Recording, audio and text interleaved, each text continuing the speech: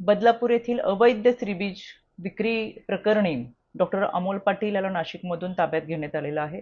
आज डॉक्टर अमोल पाटीलला कोर्टात हजर करण्यात येईल। यामध्ये गेल्या 5 दिवसापूर्वी मी स्वतः बदलापूर पोलीस स्टेशनला भेट देत खरं तर तेथील सर्व विभागाशी संपर्क साधला होता आणि या दरम्यान पोलिसांना सूचना देण्यात आल्या होत्या की केवळ बदलापूर नाही, नाशिक नाही, ठाणे नाही तर संपूर्ण महाराष्ट्रामध्ये या संपूर्ण प्रकरणाचा तपास करावा।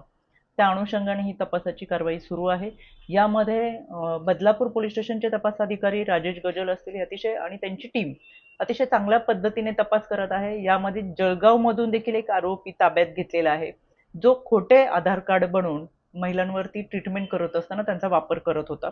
यामध्ये मालती IVF सेंटर, ज्याला नाशिकमधून परवानगी आहे पण हे ठाण्यामध्ये सुरू होतं आणि ठाण्यामध्ये सुरू असताना महिलांवरती अवैधरित्या ट्रीटमेंट केली जात होती।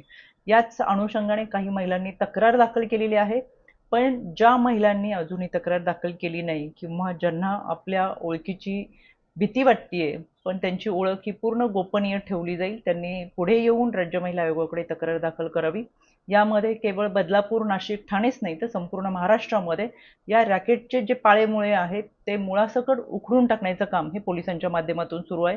राज्य महिला आयोग म्हणून आम्ही यावरती संपूर्णपणे लक्ष देतोय, त्याच्यामुळे कोणीही पीडिता महिला असेल तर त्यांनी समोरून आपली तक्रार दाखल करावी।